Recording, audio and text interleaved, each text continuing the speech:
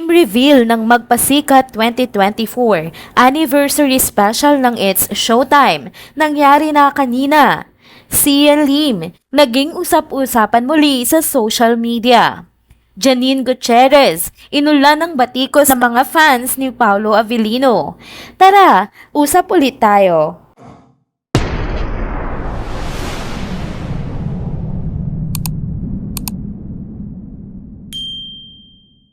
Hello mga ka-trenders! Welcome back muli sa ating channel. Kung bago pa lamang kayo dito, huwag nang kalimutang mag-like, mag-subscribe at i-hit na din ang notification bell para lagi kayong updated sa mga balitang trending at napapanahon. Ngayong araw sa noontime show na It's Showtime, opisyal nang inanunsyo ang mga magiging magkakagrupo para sa inaabangang magpasikat performances na mga main host bilang bahagi ng kanilang anniversary celebration ngayong darating na Oktubre. Sa episode kanina, isa-isang pinakilalang mga host na magkakakampi para sa kompetisyong taong-taonan na nagiging sentro ng kanilang pagdiriwang. Team Monday nga po ay binubuo ni Vice Ganda, Karil at Ryan Bang. Ang Team Tuesday naman ay sina Ogie Diaz, Kim Chu, MC at Lassie, nakilala rin sa kanilang pagpapatawa at chemistry sa harap ng kamera. Sa Team Wednesday naman, magkakasama sina Vong Navarro, Ami Perez, Ayon Perez at ang singer na si Darren Espanto. Team Thursday naman sina Ann Curtis, Jugs Tugueta at Teddy Corpus, habang sa Team Friday magkakampi naman sina Jong Hilario, Jackie Gonzaga at Sian Dominguez. Kasabay ng official team reveal ay agad na nagpahayag ng kanilang excitement sina Ann Curtis at Karil sa pamamagitan ng kani-kanilang mga posts sa social media platform na X, ang datingang Twitter. Hindi may kakaila na isa sa mga highlight ng taon ang competition na ito sa It's Showtime, at bawat taon nga ay mas nagiging malikhain at masigasig ang mga hosts sa paghahanda ng kanilang mga performances. Inaasahan na muli itong magiging matindi at masaya, lalo't ngayon at mas marami silang bagong elemento na ipapakita sa kanilang anniversary special. Samantala, hindi naman nagpapahuli ang mga fans sa kanilang excitement, lalo na ang mga Kim Pao fans. Sila nga ay umaapela na sana'y maisama naman si Paolo Avellino bilang guest performer ng Team Tuesday. Matagal nang usap-usapan ng di umano'y relasyon ni Kim Chu at Paolo Avellino, kaya't marami ang umaasang makita ang kanilang tambalan sa entablado bilang bahagi ng special performance ng grupo. Kung sakaling matutuloy ito, siguradong dagdag na kilig at saya ang hatid nito para sa mga manonood. Hinihintay ngayon ng lahat kung ano magiging tema ng bawat grupo at kung paano nila lalampasan ang bawat hamon sa kompetisyong ito. Sa kasaysayan kasi ng Magpasikat, hindi lamang ang talento kundi ang dedikasyon at puso ng bawat performers ang bumibida, kaya tiyak na hindi basta-basta ang bawat performances ngayong taon. Eto naman ang mga sumunod nating update sa video na ito. Kumakalat na naman sa social media ang pangalan ng aktor na si Sian Lim matapos mapansin ng mga netizens ang tila kawalan ng kanyang presensya sa prestihiyosong GMA Gala 2024 na ginanap nga noong nakaraang Hulyo. Usap-usapan sa mga online platforms ang dahilan kung bakit hindi siya nakadalo sa naturang event, lalo na't kilalang aktibo si Sian sa GMA at may mga ongoing shows pa nga ito nung nakaraan sa estasyon. May mga espekulasyon mula sa ilang netizens na hindi daw di umano imbitado si Sian sa event, dahilan para hindi siya makadalo.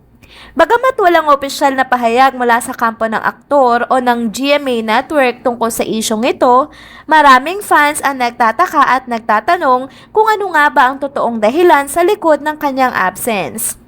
Samantala, isa pang kapansin-pansin na detalye ay imbis na si Sian nang maimbita, ang nakatanggap pa ng formal na imbitasyon ay ang ex-girlfriend nito na si Kim Chu, kasama ang buong cast ng It's Showtime. Pero alam naman nating lahat na hindi rin nakadalo si Kim sa GMA Gala dahil sa sabay na pagbubukas ng Pinoy Big Brother Gen 11 kung saan isa siya sa mga pangunahing host. Bukod pa rito, lumabas ang mga chika na matapos mapag-alamang hindi siya imbitado, nagdesisyon na lamang daw si Sia na magbakasyon sa ibang bansa kasama ang kanyang girlfriend na si Iris Lee. Hindi malinaw kung totoo nga ba ang balitang ito o kung bahagi lamang ito ng espekulasyon ng mga fans na patuloy na nag-aabang ng kasagutan. Sa ngayon, nananatiling palaisipan ng lahat ng ito para sa mga netizens. Habang wala pang opisyal na pahayag mula sa magkabilang kampo, patuloy ang mga haka-haka at iba-ibang reaksyon or opinyon online. Huling update naman natin ngayong araw na ito ay patungkol kay Janine Gutierrez.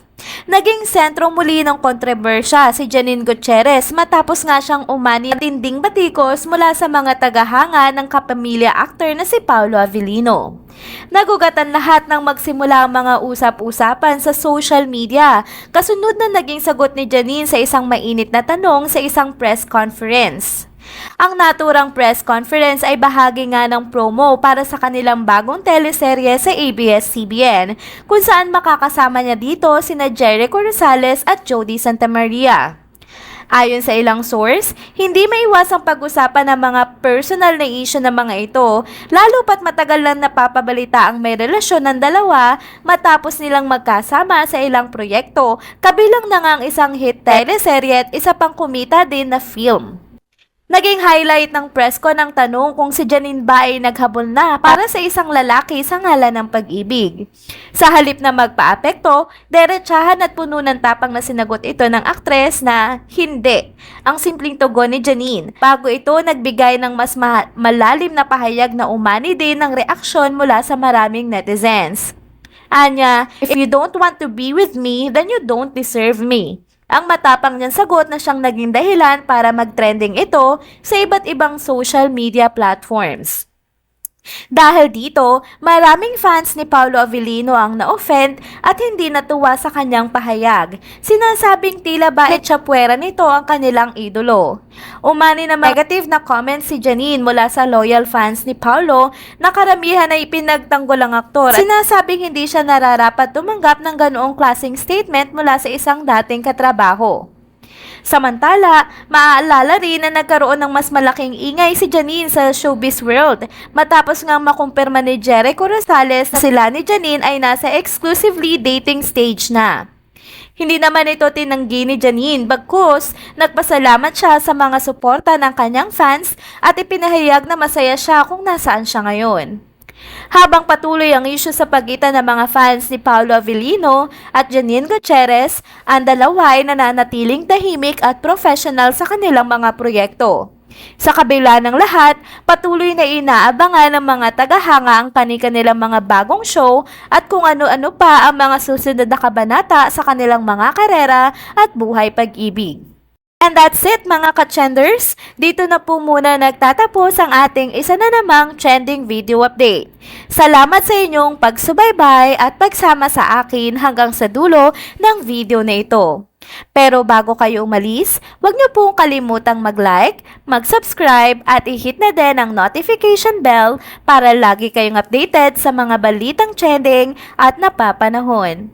See you on my next one. Paalam!